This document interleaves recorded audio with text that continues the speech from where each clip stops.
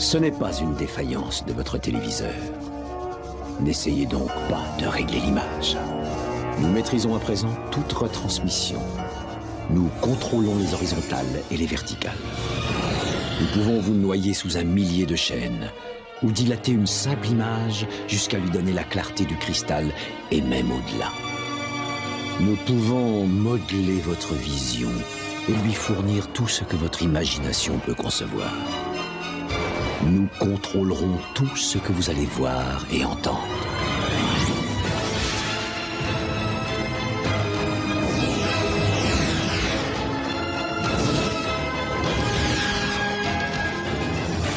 Nous partagerons les angoisses et les mystères qui gisent dans les plus profonds abysses, au-delà du réel.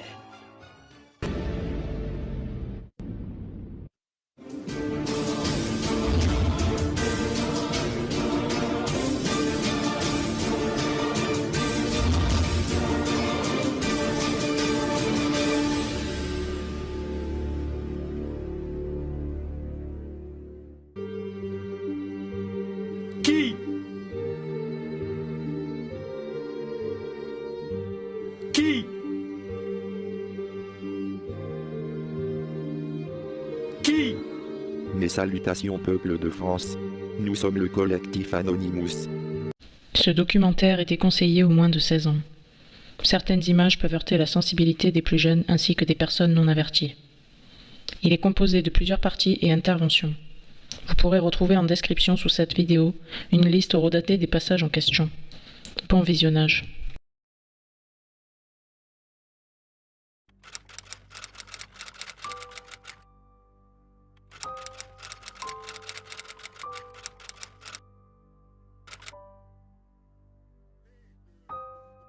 Qui?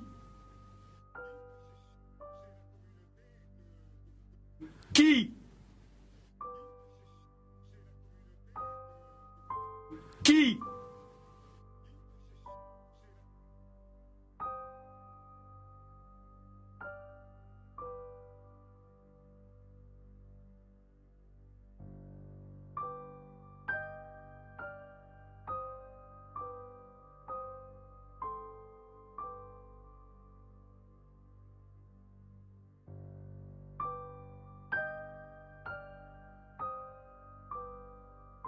Depuis maintenant très longtemps, la France, comme d'autres pays, est le théâtre vivant d'histoires épouvantables, tellement sordides que la plus grande majorité du peuple n'ose s'y intéresser.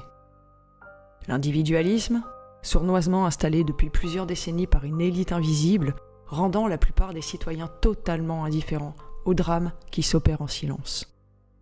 Une indifférence assourdissante permettant l'accumulation de toujours plus de victimes. Il s'agit des viols d'enfants.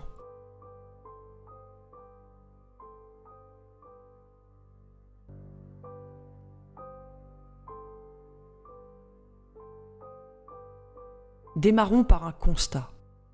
Sauf en de rares exceptions, les journalistes de tous bords ayant abandonné ce combat depuis maintenant trop de temps, vendant âme et conscience pour le prix de la tranquillité que leur offre ainsi leur hiérarchie, abandonnent l'idée d'aborder ces sujets. Cela eut pour résultat qu'avec les années, le sujet devint tabou et les innombrables victimes virent leur droit de parole leur être soustrait. Nous sommes bien loin des documentaires honnêtes, ou presque, à la Élise Lucet, aux interviews qui ne disent pas tout, à la Beneux, qui, comme ses confrères, n'ose mentionner ne serait-ce que le nom des affaires sur lesquelles il ou elle ont travaillé. Voilà le courage actuel de nos journalistes et de nos médias en 2020. L'argent, l'emploi, la tranquillité, en échange du silence pouvant ainsi contenir la révolte populaire en France contre ces réseaux organisés et gérés au sein même des gouvernements. Mais cela, au prix des victimes toujours plus nombreuses, dont ils ne prennent plus la défense. Voilà l'état du pays. Un pays où le viol des jeunes âmes innocentes et sans défense, l'inceste et sacrifice d'enfants en offrande à une entité que nos gouvernements portent avec fierté et à la vue de tous, sont des crimes sur lesquels nul n'a le droit d'enquêter. À travers ce documentaire, qui ne serait assez long pour exposer l'entièreté de la situation, nous essaierons d'être le plus concis possible, afin qu'il puisse être compréhensible à la plus grande majorité. Il ne sera question de rentrer en détail dans toutes les affaires que nous connaissons. Il y en a bien trop. Mais un tour d'horizon de ces dernières devrait pouvoir retirer le dernier clou de ce cercueil du silence que l'État a mis en place en France avec la collaboration honteuse de la police, de la justice et des journalistes. Viol d'enfants, à quand la fin du silence ? Le 27 mars 2000, Élise Lucet présente le reportage sur Pierre et Marie.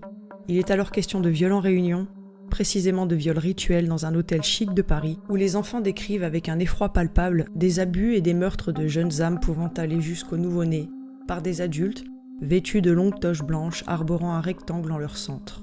Toute l'affaire est anonymisée, allant jusqu'à taire le nom de la juge Collabo, qui prononcera le non-lieu.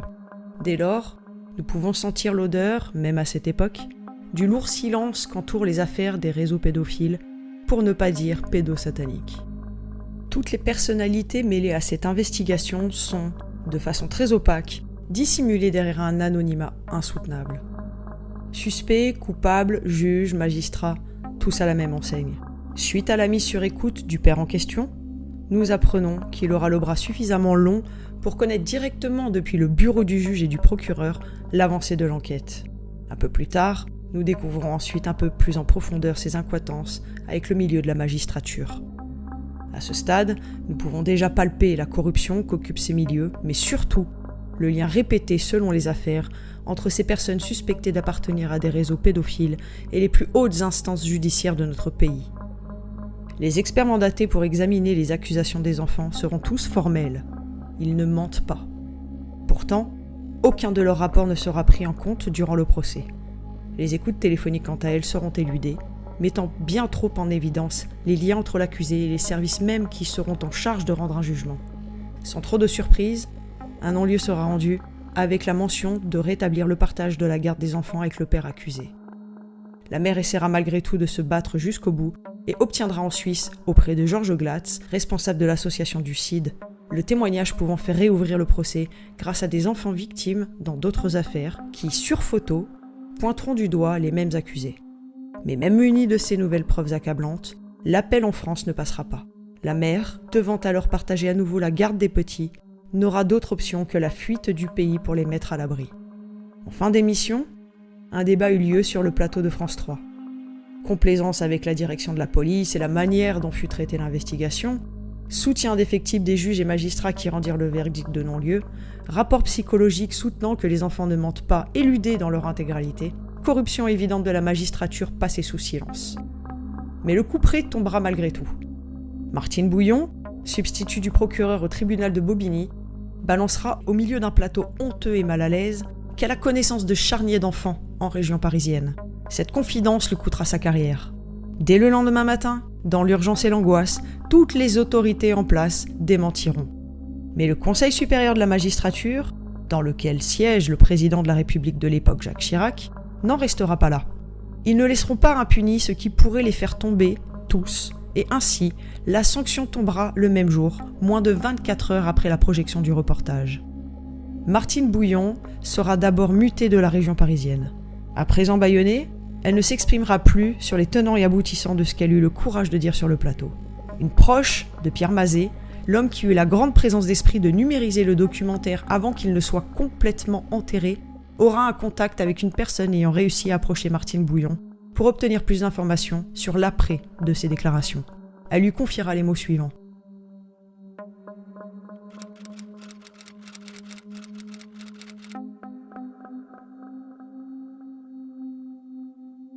Le haut magistrat qui lui assigna l'ordre de mutation, Michel Joubrel, fut par la suite mis en examen pour pédopornographie. Au dire des enquêteurs, certaines des 10 à 15 000 photos pédophiles saisies chez ce magistrat étaient à la limite du supportable. Les membres du réseau dont il faisait donc partie s'échangeaient des photos de viols d'enfants et de bébés. Michel Joubrel sera condamné. Il n'écopera donc que de 8 mois de prison avec sursis. Sursis ou acquittement, concrètement dans les faits, aucune différence. L'affaire, ainsi que la médiatisation de ce genre de cas s'arrêtera là. le tabou absolu doit être installé. Plus aucune affaire de réseau mêlant le territoire français ne sera plus jamais exposée à la télé. Été 2019, l'affaire Epstein était en train de faire grand bruit, et c'est à ce moment précis que le gouvernement français ordonna secrètement ce que nous qualifierons de vol de biens publics, le reportage d'Élise Lucet par l'Institut national de l'audiovisuel, autrement dit l'INA. Rappelons que ce reportage fut intégralement financé par les citoyens français, puisque se trouvant sur une chaîne publique, fonctionnant donc grâce à nos impôts. Dès la mise sous dépôt du documentaire dans les registres de l'INA, toute personne diffusant des extraits ou son intégralité, tels que sur YouTube, virent leur chaîne sanctionnée et la vidéo immédiatement retirée. Pourquoi ? À cela, plusieurs théories.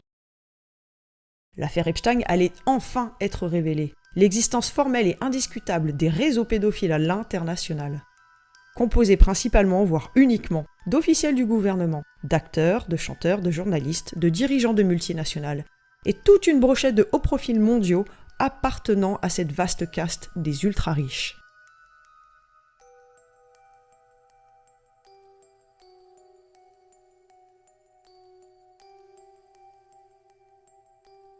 La vaste majorité d'un peuple totalement sous perfusion, à la limite de la léthargie, nourri de mensonges à outrance de la part des autorités et de leurs sous-fifres médiatiques, ayant pour unique objectif la désinformation du public, n'allait pouvoir taire une telle affaire. Comment l'aurait-il pu ? L'affaire faisait les gros titres à travers le monde. Et si dans un réveil brusque, une partie de la population se penchait sur le sujet, c'est sur viol d'enfants probablement, le reportage d'Élise Lucet, qu'il tomberait. Bien que vieux de 20 ans, il fallait absolument empêcher toute diffusion de ce reportage. N'oublions pas que l'avocate du père de Pierre et Marie se nommait Monique Smadja Epstein.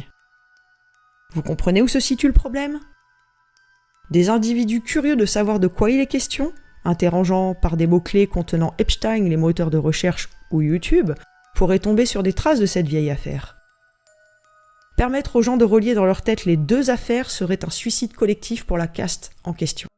Donc, le gouvernement macroniste prit les choses en main et demanda le dépôt du reportage dans les archives de l'INA, le rendant inexploitable et indiffusable. Il s'agit là, comme tout le monde le sait à présent, d'un réseau pédophile, mêlant tout autant à des trafics d'armes, d'uranium, d'espionnage, d'attentats, de corruption, à condition de prendre le temps de remonter l'argent et les sociétés écrans de cette affaire. Pour les médias français, cela se limitera à des viols d'adolescentes. Nous tenons à rectifier immédiatement ce mensonge ordonné directement depuis les plus hautes instances du pays, même si tous les médias souhaitent vous persuader de cette supercherie. Il était question d'adolescentes, certes, mais ces dernières, anciennes grooming girls, chargées de recruter à leur tour des enfants, serviront d'écran au scandale puisque derrière, si vous cherchez bien, vous comprendrez qu'il est aussi question d'enfants bien plus jeunes, filles comme garçons. Mais regardez attentivement le timeline de ce qu'il s'est passé avec l'affaire Epstein. Il est arrêté en descendant d'avion de son retour de France.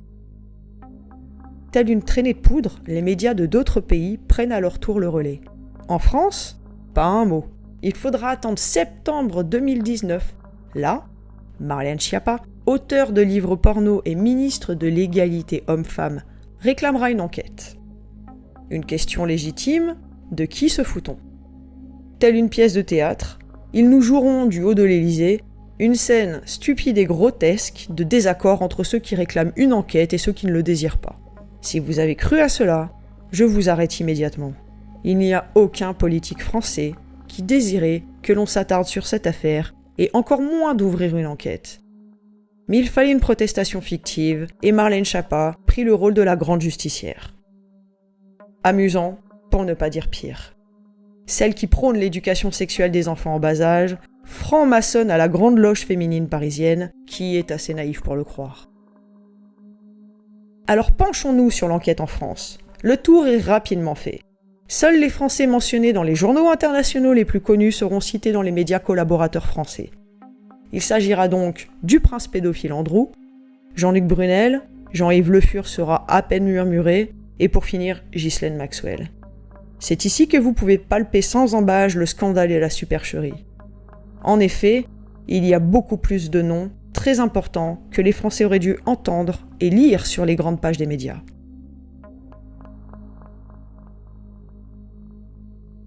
pour simple exemple. Linda Pinto et de son frère Alberto, le décorateur d'intérieur de Jacques Chirac. Parlons aussi de Caroline Lang, la fille du pédophile notoire Jacques Lang. Ce dernier, ironie du sort d'être un imbécile, confiera à un journaliste avoir dîné plusieurs fois dans l'appartement avenue Foch de Jeffrey Epstein.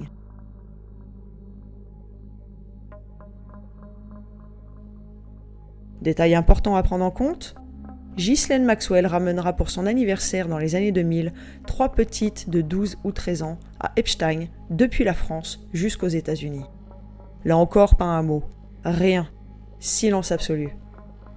Nous sommes en été 2020, un an s'est écoulé, il n'y a toujours pas la moindre enquête, pas la moindre interpellation, pas le moindre dossier ouvert, et fait absolument scandaleux, toujours pas de juge de nommé, permettant ainsi de ne jamais ouvrir de procès.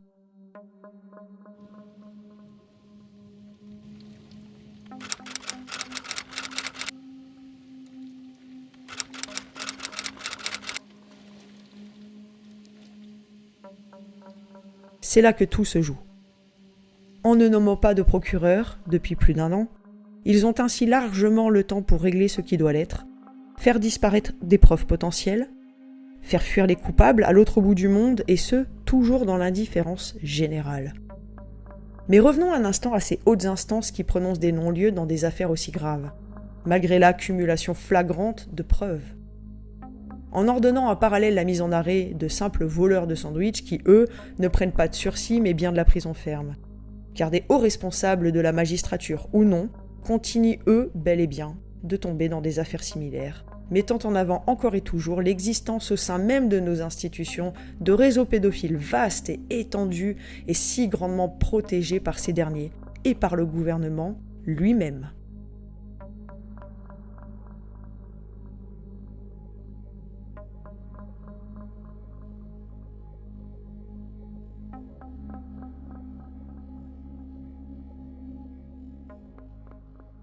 Il y a quelques semaines, un juge, président du tribunal des enfants à Dijon, fut attrapé pour avoir mis sa fille sur un site échangiste pour la faire participer à ses pratiques sexuelles à lui et à sa femme. Son nom, quant à lui, sera passé sous silence absolu. Le juge, devant s'occuper du dossier, se montrera très complaisant envers son confrère, prétextant qu'il est rempli de remords, qu'ils ont les preuves qu'il n'est jamais passé à l'acte, que tout ceci faisait partie d'une sphère imaginaire et de fantasmes, que sa femme n'était pas du tout au courant, bien que partageant le compte en question. Elle sera d'ailleurs blanchie avant le moindre début d'enquête.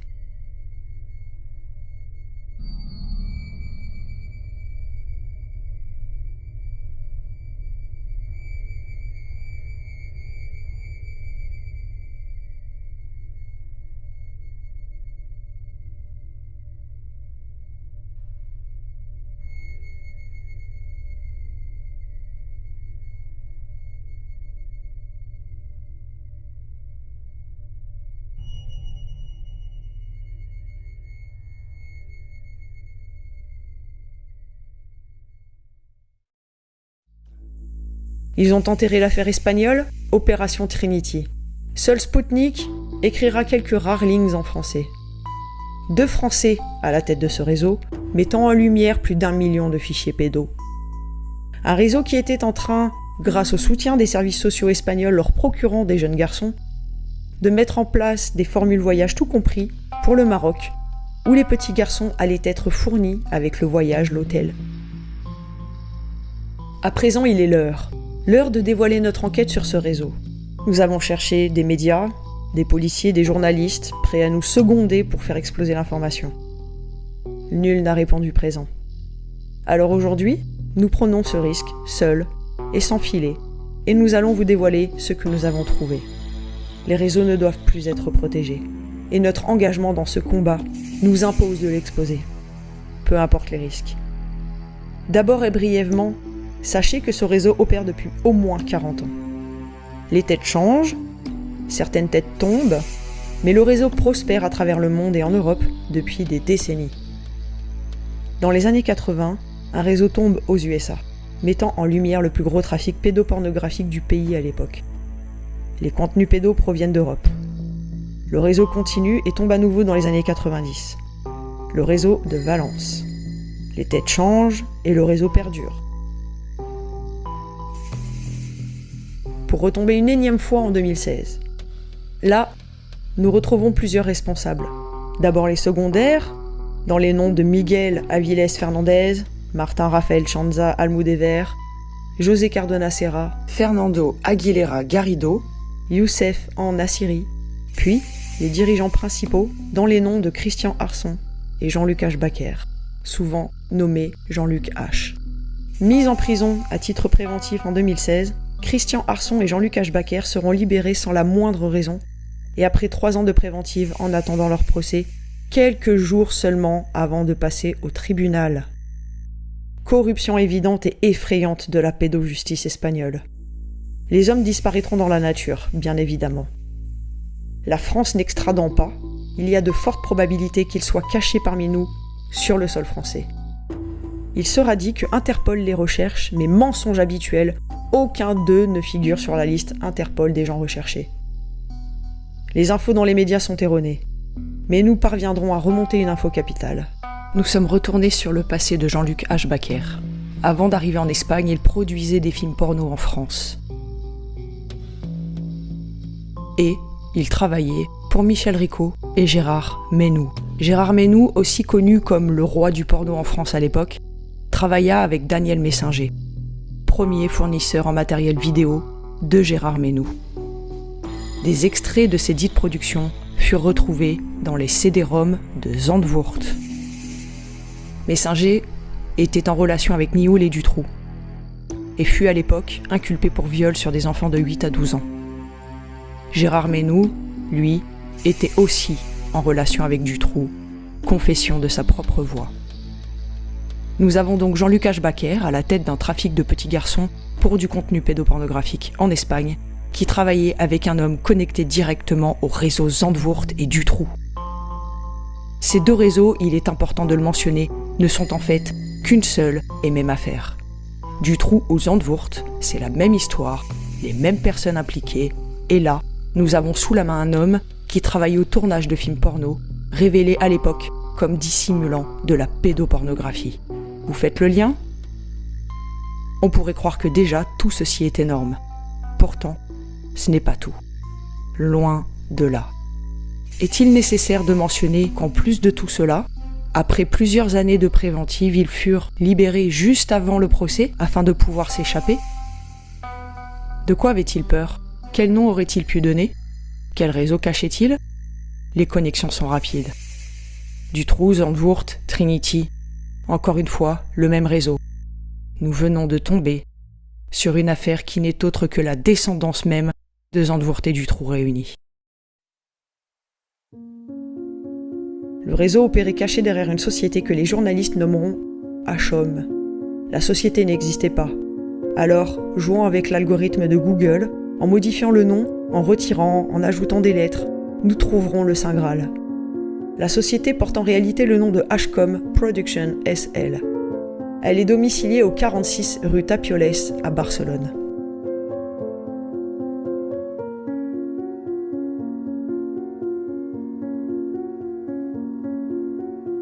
Sauf qu'à cette même adresse figure une seconde société portant le nom de Sale Adult Line Only SL.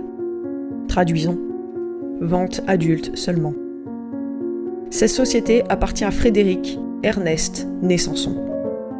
Une société au nom évocateur qui est domiciliée à celle de HCOM SL, dissimulant un trafic pédophile.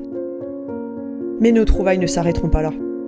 Dans les registres du commerce espagnol, nous découvrirons avec stupéfaction que Jean-Luc Ashbaker était le gérant de Sale Adult Line Only. Les 2 sociétés sont donc intrinsèquement liées. Alors pourquoi il n'est pas fait mention de cette dernière, ni du nom de son propriétaire ? Nous le comprendrons par la suite.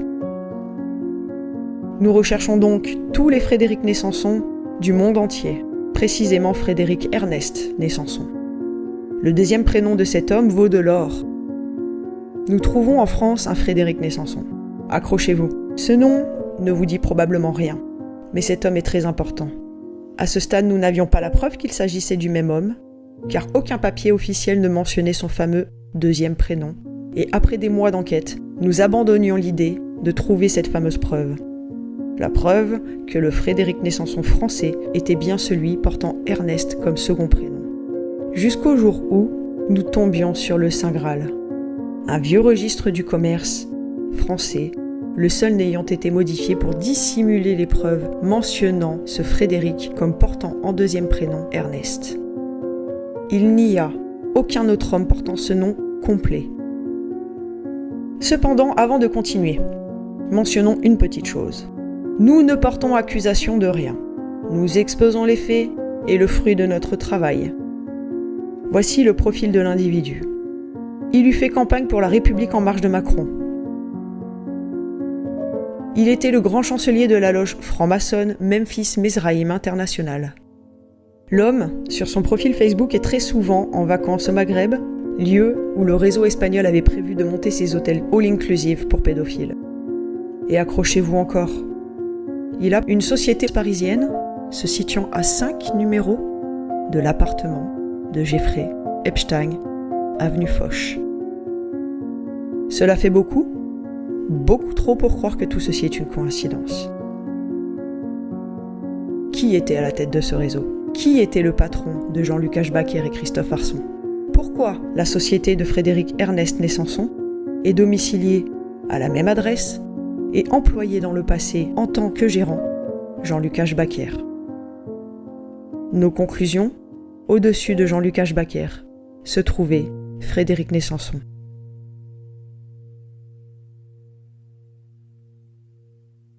Rappelez-vous, ils ont enterré l'affaire Dutroux en Belgique, allant jusqu'à éliminer les témoins. 30 témoins assassinés, passés sous la coupe du suicide. Remplacement du juge qui semblait enclin à offrir la justice, menace de mort afin que son travail ne soit pas fait correctement. Les hauts profils accusés ne seront jamais investigués. Bref, un scandale judiciaire qui reste à ce jour impuni.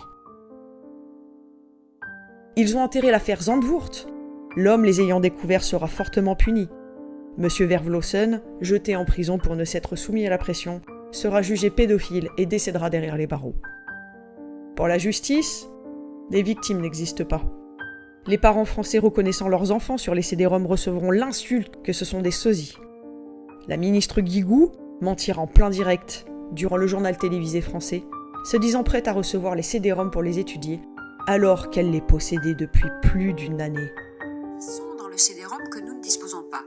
La justice a demandé, y compris aux journalistes qui peuvent posséder ce CD-ROM, de les communiquer à la justice.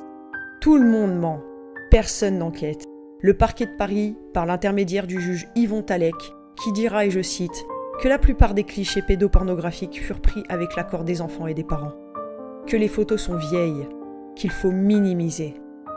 Ils concluront tout cela avec Frédéric Malone, commissaire divisionnaire de la direction centrale de la police judiciaire qui, à l'époque, nous affirmera sans cligner de l'œil que les réseaux n'existent pas.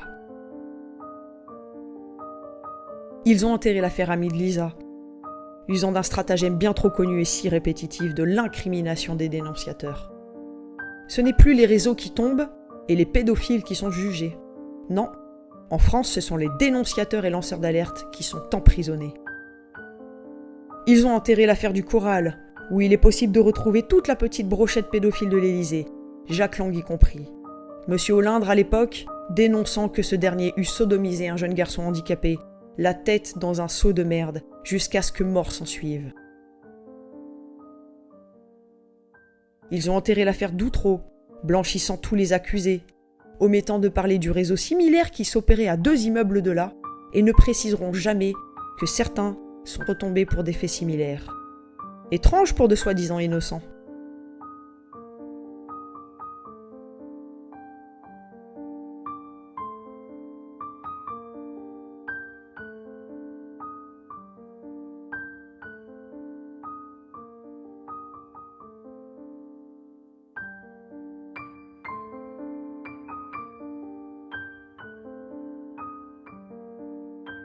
À la place, ils instaureront, en tant que ministre de la Justice, Dupond-Moretti, le coupable de tous ces acquittements dont il est question. Personne ne semble faire le rapprochement qu'un tel avocat fut désigné pour représenter un groupe de pédophiles sans le sou et vivant en HLM.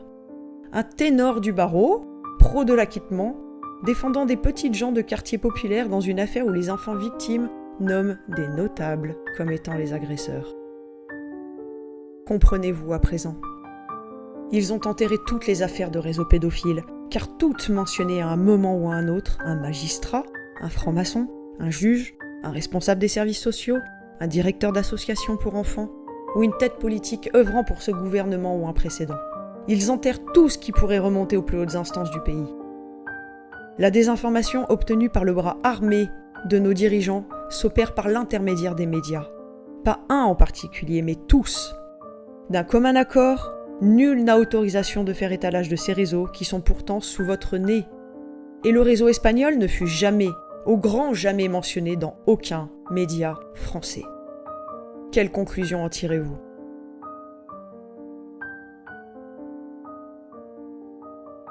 Viol d'enfants? À quand la fin du silence?